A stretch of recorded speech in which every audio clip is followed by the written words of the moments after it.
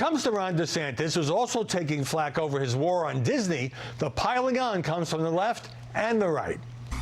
Joining us now to analyze the coverage, Ben Domenech, editor-at-large of The Spectator. And in Los Angeles, Leslie Marshall, radio talk show host, both are Fox News contributors. Ben, how did the media do this flip where pumping up DeSantis and now they're assuming he's toast, or as I would put it, the cool kids don't like Ron DeSantis anymore?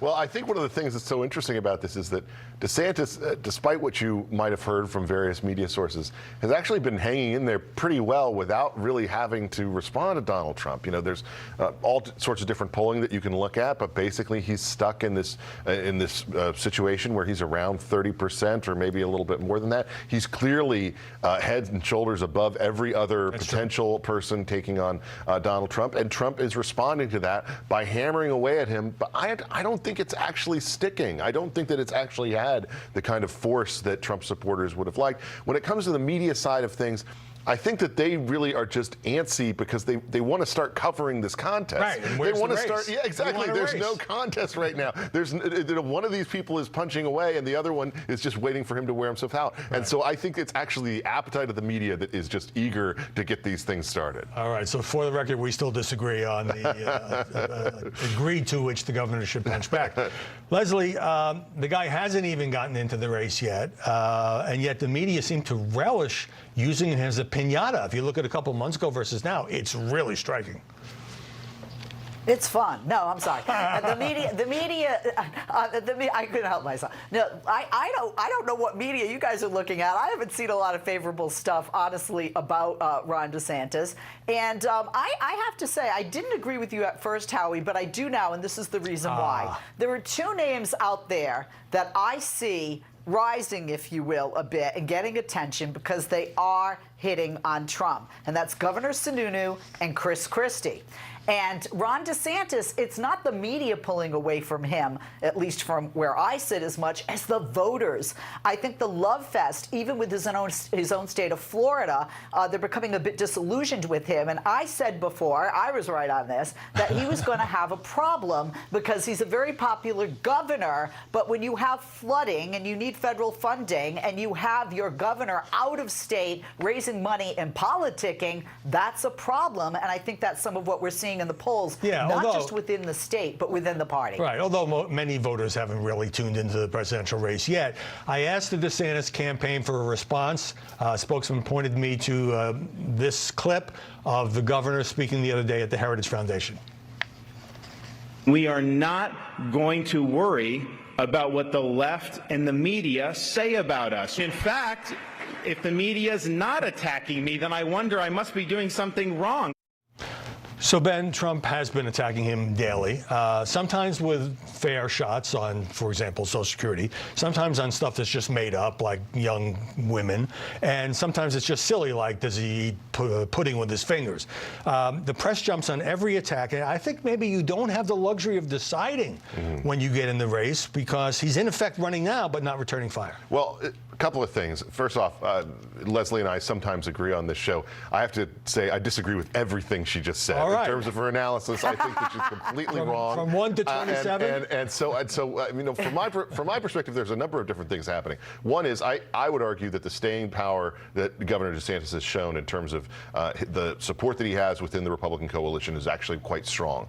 That the fact that you have, you know, all these other people who are actively running who can't get out of single digits is a representation of the fact that he is this nationalized figure. He is someone that people look to. And at the same time, I think that the direction that Trump is taking in attacking him is increasingly suspect. You know, for the first time this week, I had people who are themselves supporters of Donald Trump say, what is he doing with some of these attacks, particularly because of this litany that he put out about how terrible of a state Florida is, including all of these different links to left-of-center publications, including even Joy Reid, who you just clipped there. So he says a bad place to live, bad place to live, it's bad place to retire. Exactly. And it's like he lives there. He lives there. He moved his whole life there. And I think that that's something that actually indicates that what Trump seems to be planning to do, especially if you pay attention to the things that have been telegraphed about issues like abortion, is to run to DeSantis's left on a number of these questions.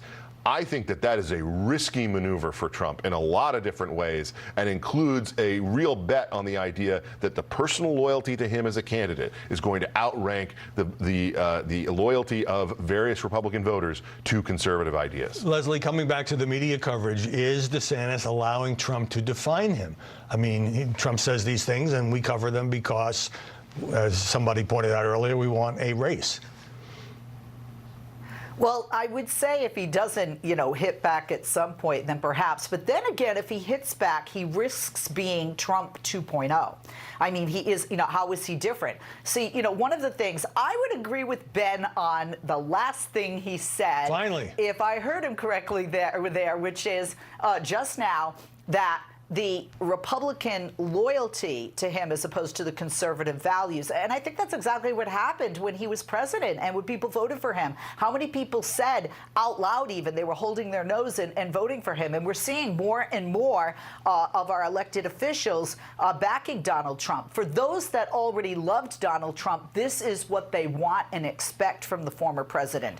They want and expect the gloves to come on, not off, and they expect this bravado, and they expect these attacks.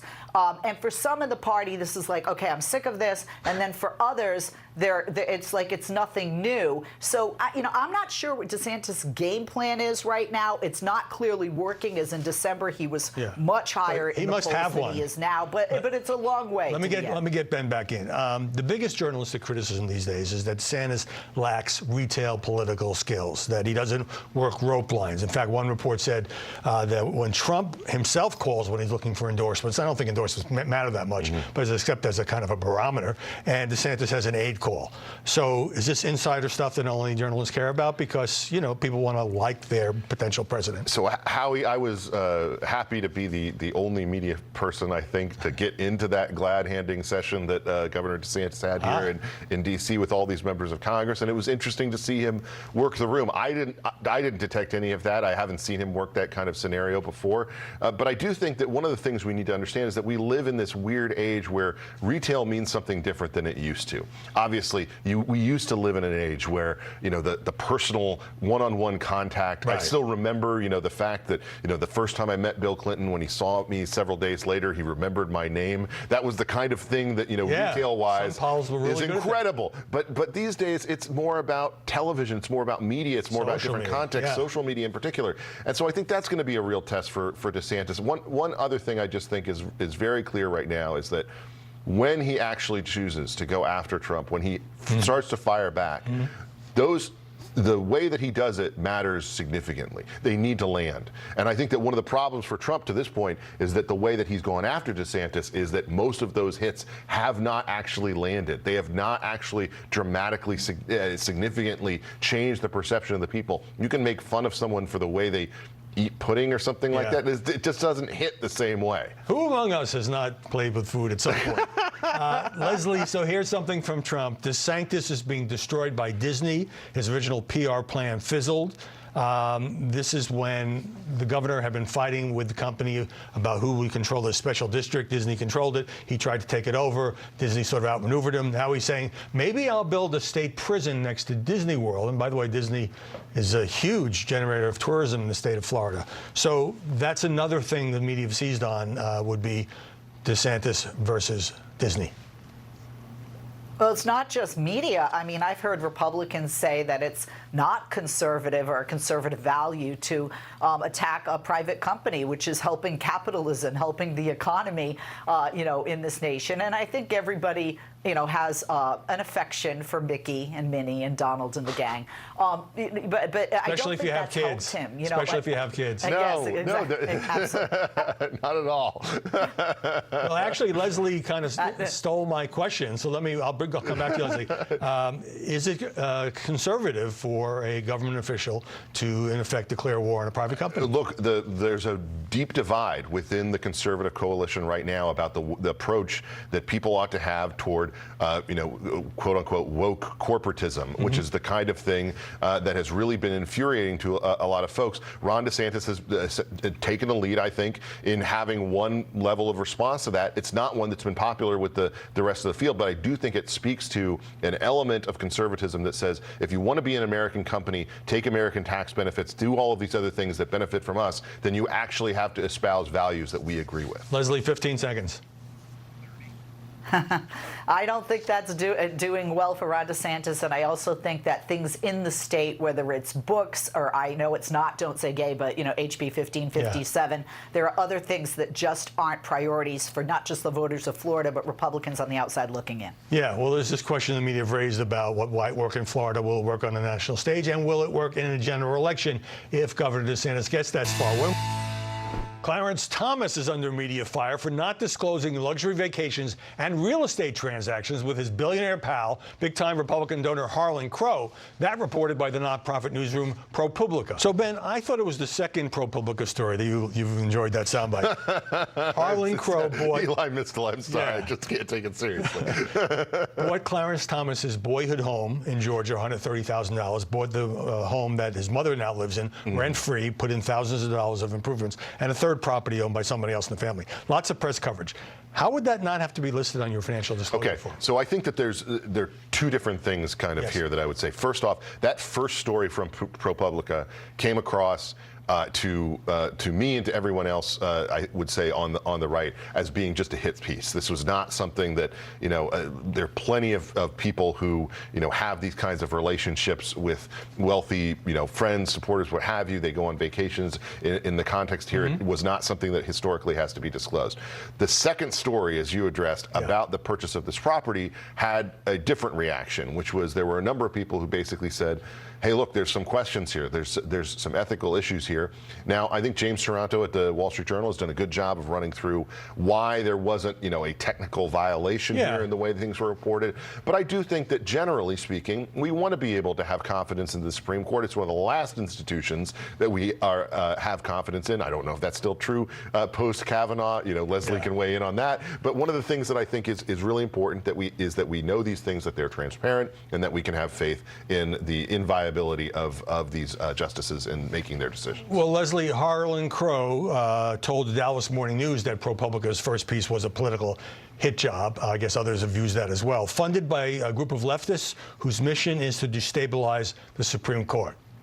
What's your reaction to that rejoinder? Well, I don't know if it's I don't know if it's a hit piece. I mean, what they did is they put information out there that's very uncomfortable, and as it should be, and the media should have gone crazy over this, because I would agree with Ben about, look, this is the highest court in the land. This is a tenured position. And the response by Justice Thomas to me is not palatable. It's uncomfortable because it kind of puts them in a different position than everyone else. This could be a criminal issue. Ethics attorneys are saying you have a top GOP funder, a guy who's writing checks left and right to Republicans, a political party who, even though may be his friend, taking him on trips, and he didn't disclose travel. There were purchases. Leslie, he didn't are you disclose, confident? And Are that you man confident is still, that and that Ruth man Bader is still Ginsburg paying didn't do the taxes on his exact mother's same property? thing with Democrat supporters? Are you confident in that? Say that Because again, Ben. Sorry. I said, are you confident that Ruth Bader Ginsburg, the late great justice, did not do the exact same thing with Democratic supporters? Because I'm actually not. I am.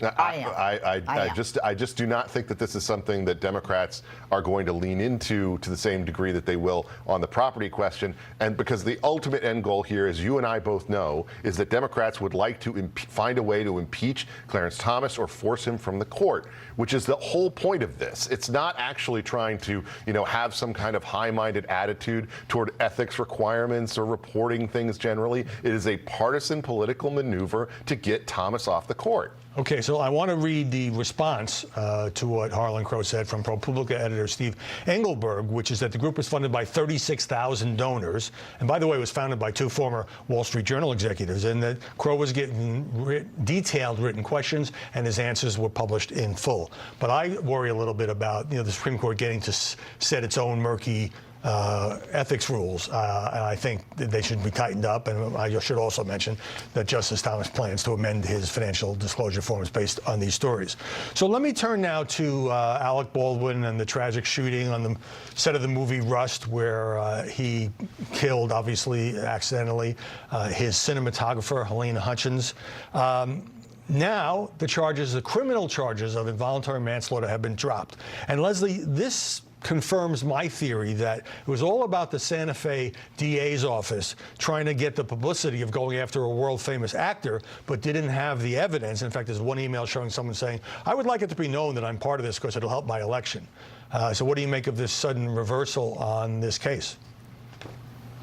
Well, a couple of things. I think what the Santa Fe was doing is I think people look to California and to celebrities when they get into criminal trouble, that they get a pass. And I think one of the things that the DA's office here was saying is, you know, I don't care if he's Alec Baldwin, he's not going to get a pass. But it's very, to me, I'm perplexed by they're just getting this new information in now. We know that the FBI in 2022 actually did ballistics testing on this very weapon, and there was an issue with the hammer. Now, there hadn't been changes made to the gun at that time. And by the way, any actor, anybody here in Hollywood knows anything about a movie set, Alec Baldwin would not be made aware of that. That would definitely be within the ballistics and the props, and that would not be, in his realm of information that would be provided. Right. So I'm not surprised, in light of all this, the charges are dropped. I am very surprised on the timing of the new evidence, and they didn't know this earlier. Right. Well, you have a whole new set of prosecutors, Ben. And I'm not saying Baldwin bears no responsibility. He's a producer of the film, and he's still being sued by Helena Hutchinson's family. But the new prosecutor found evidence, according to the New York Times, that the gun had been modified in a way that made it less safe to handle, meaning Baldwin's account of not pulling the trigger might be true. Mm-hmm. There are situations that can, happen on set with these types of changes that he wouldn't be familiar to, as Leslie was saying. Yeah, and I because think you have people in movies that are responsible for knowing it's a cold gun. There's no live ammunition. Exactly. It's not his responsibility to know that, and this is a horrible and tragic story. Right. But I do think that there is conceivable evidence here that Santa Fe officials were essentially using this as an opportunity to make a name for themselves, which we do not want to see happen in this type of situation. Yeah, I seem to recall that being said about Alvin Bragg, the Manhattan DA, also the famous person he has indicted. Okay, Leslie Marshall, Ben Dominic, thank you very much.